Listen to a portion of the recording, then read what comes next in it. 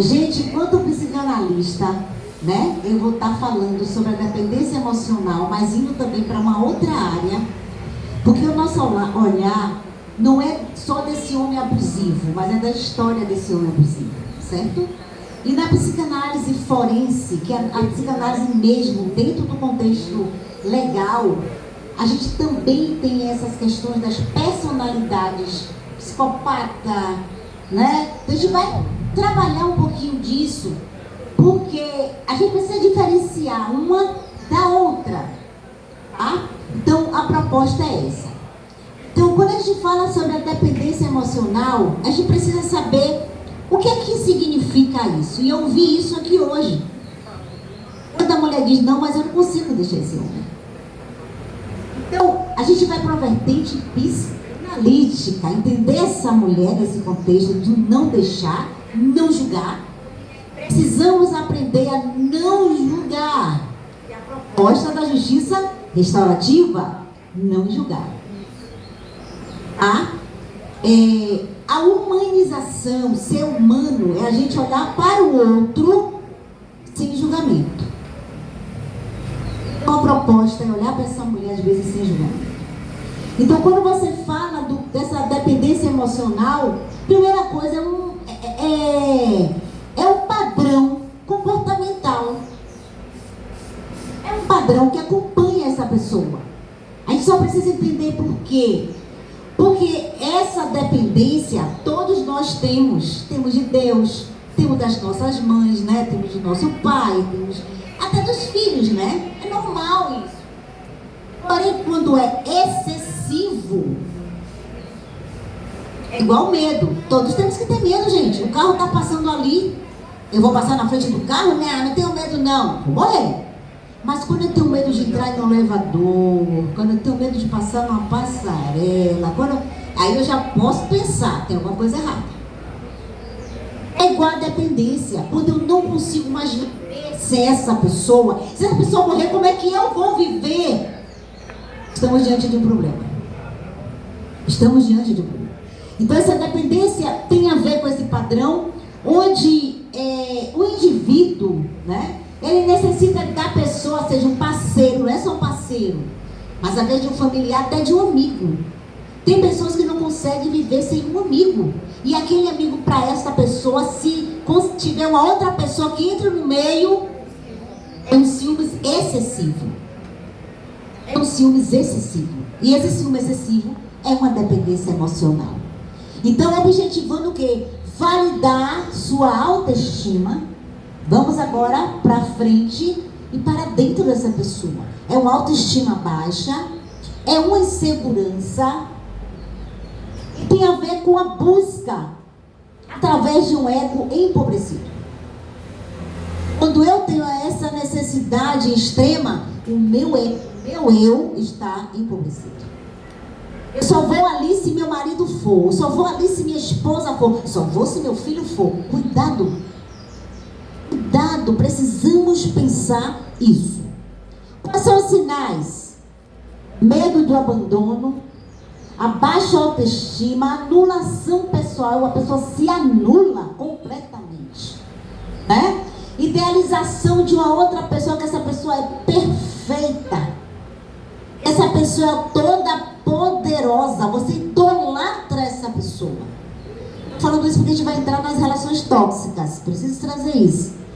E aí vem também o problema do sentimento de abstinência, onde você, quando essa pessoa sai de perto de você, você não consegue sobreviver.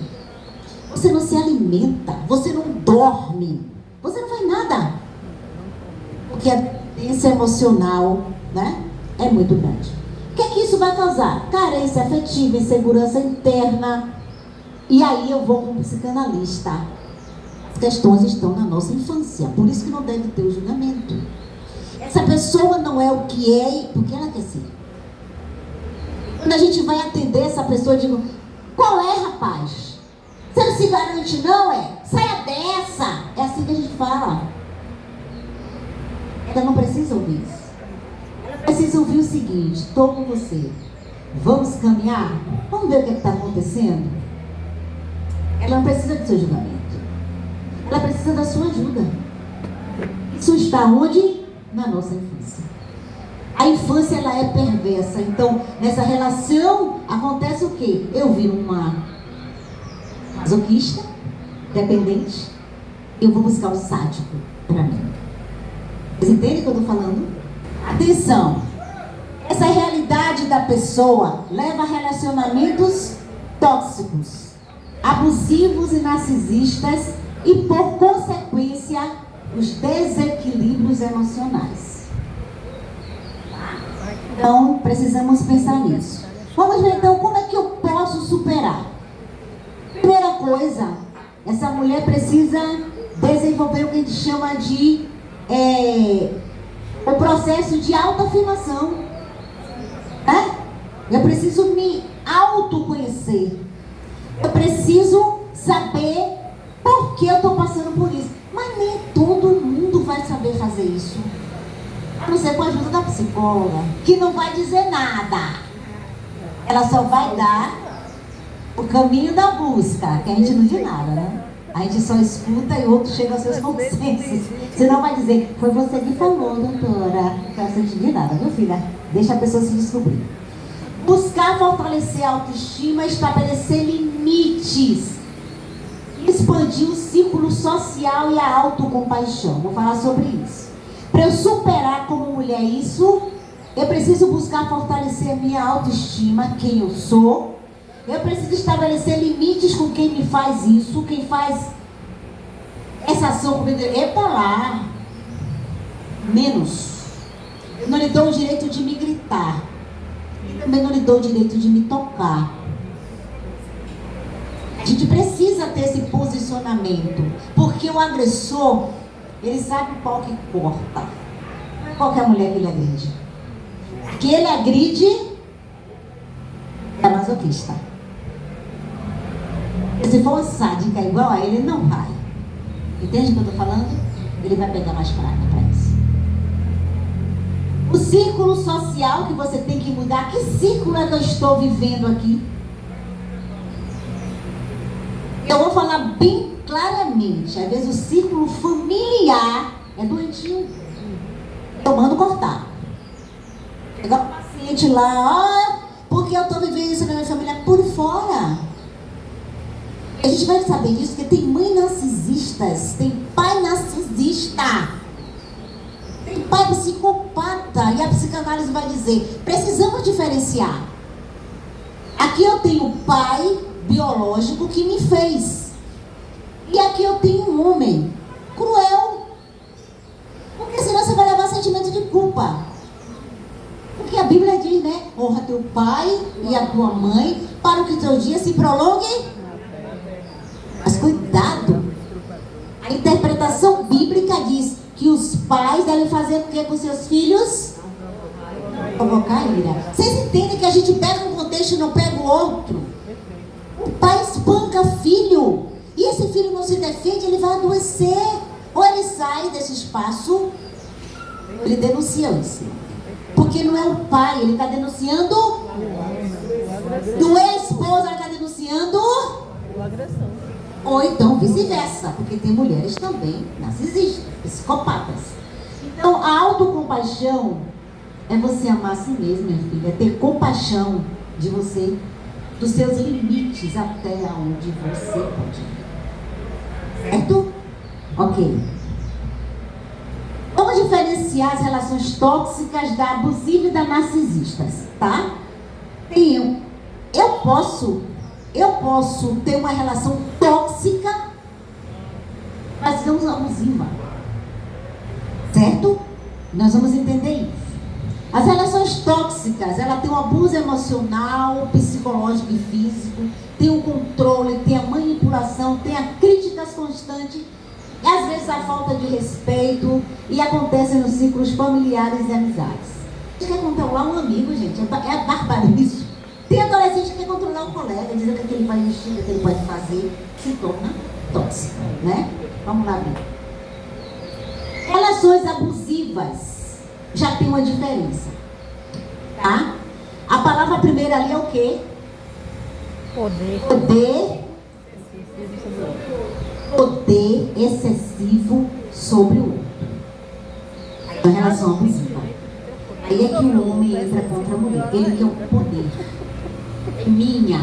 Você não é de mais ninguém. Entende? Aí ele acha que pode fazer coisas absurdas. Enquanto a outra é de uma forma não consciente, mas do cuidado, da proteção, pode acontecer. Ali não. Ali tem outras histórias. Ali tem poder. Eu sou homem, eu sou macho, é eu que comando. É uma outra situação. E aí vem as práticas de violação de direitos no corpo, no patrimônio, no que essa mulher tem. Entende? Ou vice-versa. Aí nós vamos para as relações narcisistas. Tem diferença da psicopática. A gente vai ver isso, tá? Relações narcisistas tem um desequilíbrio de poder, porque eu posso, eu que tenho poder, eu tenho controle, você não tem. A falta de empatia e a manipulação, isso é muito sério. Então a falta de empatia e a manipulação, e o pior dali da manipulação, leva todo mundo contra você. Eles conseguem fazer isso, ó, mudar o curso. Você é errada. Ainda diz que você é narcisista, se deixar. O marido também faz isso. Ele vai dizer que você está com problema mental. Você está com problema mental? Eu não disse nada disso a você. Ele disse. Ele disse. Mentirosos. Narcisista é muito mentiroso. Ele cria tantas mentiras e o outro acha que é verdade. Então tem falta de empatia, manipulação. Eles têm a superioridade e a validação constante. Olha, vamos falar sobre isso aqui. Quando eu falo da superioridade, é que ele se sente superior a você. Eu sou o bambambam, eu sou o chefe. Sou o chefe, quem manda sou eu. Eu sou o pastor, quem manda sou eu. Eu sou o médico, né? Eu tenho poder. Tem médico que faz isso, viu, gente? Tem um poder absoluto sobre as enfermeiras. Tem absurdo. Todo lugar aí você vai ver narcisistas. Depois você vem para essa relação, gera dependência emocional, ansiedade e baixa autoestima. Se você não for plantada, você deprime. Relação com psicopatas. Lá a gente viu o narcisista. Uma da marca do narcisista é ele tem que ter suprema atenção. Certo? Se ele não tiver atenção e você tiver chamando mais atenção dele, Maria, do que ele, naquele espaço, ele vai buscar lhe derrubar. Entende o que eu estou falando? Deu para entender? A gente precisa tomar cuidado, porque a ideia é entender por que ele faz isso. Não é acusar, mas é ter um olhar de misericórdia mesmo. Relações com psicopatas. Primeira coisa, o psicopata, ele seduz. Ele leva flores, ele leva chocolate, pô, o cara é bambambam. Carismático. Ele compra qualquer pessoa pelo carismático. Ele é. Quando narcisista. Então você convive com ele numa boa. Só que depois você sendo contra ele, é que vai ir atrás de você. Já que não, o psicopata, ele é frio e calculista. Ele não quer que você puxe o saco dele. Ele não tem interesse em nada disso. Ele não tem problema de autoestima, porque ele não tem sentimentos mesmo. Então ele é frio calculista. Ele não sente remorso. Ele faz, pra ele não vem nada. Ele tem um olhar frio. O psicopata você conhece pelos olhos. O olhar dele é totalmente frio. Eu gosto muito, é uma área que eu me especializo hoje, eu gosto, que é a área da mente psicopática, porque é um desvendar com a alma. É complicado, mas eu vou explicar isso também. Ele tem comportamento predatório, porque ele quer o quê? Ele quer o poder, dinheiro e sexo. Certo? Ele tem falta de empatia, egoísta e narcisista. Todo psicopata é narcisista, mas nem todo narcisista é psicopata. Ele tem mentira crônica, ele tem relações de triangulação, ele usa terceiros para criar situações, né? Então, ele vai usar alguém para te atingir, tá? E tem prática também assassinas. O contrariar não é só o contrariar por contrariar, mas é quando você contraria, porque a gente também, quando é contrariar, a gente chateia. Mas o contrariar, quando você contraria e ela vai de uma espécie de violência contra você e te derruba. Com palavras, com ações. Né, minha colega? Daqui a pouco é sua fala. Vamos lá, já estou atrasadona. Vamos lá, para frente. Relações com sociopatas. É diferente, Ivone? É. Sociopata é uma coisa, psicopata é outra. Eles são charmosos, carismáticos, envolventes, abusos emocionais. Ele realiza traições. Você pode talvez não estar com narcisista, pode estar com sociopata também. Possessivos, ciúmes excessivos, controlador, falta de empatia, distorção da realidade e da verdade. Inventa mentiras mesmo. E tem a falta de responsabilidade com o próprio erro. Ele não reconhece que errou. O sociopata, qual é a diferença? Psicopatas, já é um estudo que ele nasce com psicopatia. Não é que ele nasce psicopata, mas tendências psicopatas. Procede como, por exemplo, você tem uma família diabética. Você não vai ter na Gênese? Ah, é. Entendeu? Então vai ser isso. Então ele pode trazer, tanto é que você vai ver que muitos dele, a família, apresenta, alguém da família pode apresentar. E isso também pode ser desenvolvido dentro do ambiente familiar. Sim, com a relação. Mas a sociopatia é diferente. O sociopata, ele é formado pela sociedade. Por isso, veja bem, o meio corrompe. Já ouviram isso? O meio corrompe. Então pode acontecer isso. Atenção! Os psicopatas nascem psicopata, distúrbios psiquiátricos, psiquiátricos. Os sociopatas tornam-se sociopatas em condições psicológicas. Coloquei. A diferença está no quê? Na intencionalidade. Toda relação abusiva é tóxica, mas nem toda relação tóxica é abusiva. Eu expliquei isso. A gente pode fazer uma relação tóxica sem sentir. Ok, vamos lá? A psicanálise e o abusador. A psicanálise, ela interpreta o abusador através de estrutura de personalidade perversa. Freud vai chamar de perversão. Eles são perversos. O outro é reduzido a um objeto de gozo. Mal para o sujeito é a destruição. Nesse processo ele destrói, ele é destruído. O caso do Banco Master. O cara destruía e ele se auto-destruiu. Ele é um psicopata, né? E muitas vezes repetindo traumas ou falhas na simbolização do processo do incesto. Aí vem a infância. É minha briga com minha mãe que me leva a isso até hoje. Que relação eu tive com minha mãe? Tem nada a ver, Ivone, tem. A nossa formação vai levar a isso sim. O comportamento envolve mecanismos como manipulação, transferência de culpa e projeção. O abusador, ele tem uma estrutura dentro da psicanálise chamada de erotização do ódio. O que é isso, doutora? Você falou aqui. Erotização significa sexualidade, não é sexo, mas é sexualidade. A sexualidade dele, no contexto social, onde ele deveria, Rosane, amar, ele transforma esse amor em quê? Em ódio. Mas não é contra a mulher que ele está, é contra a mãe.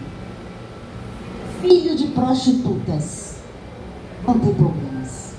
Filho de mãe narcisista, olhe para mim, vai ter problemas. Vamos pegar essa pessoa. Ah, Ivone, mas é crente. Mas tem problema. É uma mãe crente, mas é narcisista. É um pai crente, mas é psicopata. Então assim, não é desfazendo do ser humano, entenda. É uma questão psique. Por isso que deve dizer que ele tem que ter um limite. E a justiça tem que entrar junto. Então ele tem a erotização do ódio, ele leva a vez do amor, ele vai realmente odiar. O mecanismo psíquico dele funciona para a autodestruição mesmo. O amor é um amor invertido. E tem mais. Ele tem os conceitos de trauma estabelecidos. Onde está o trauma dessa criatura? É isso que cabe a psicologia e a psicanálise. Agora, pasme, nenhum deles procura nem psicólogo nem psicanalista. E eles não têm problema. Eles não têm problema, né? Mas se eles procurassem, eles iam ajudar bastante. A análise psicanalística, preste atenção, que é a minha área, ela foca na subjetividade da violência. Vocês é na prática. Nós somos na subjetividade. De onde vem essa violência desse homem no fenômeno que a gente está vivendo contra essa mulher? Vou falar de minha tese. Falta de paz.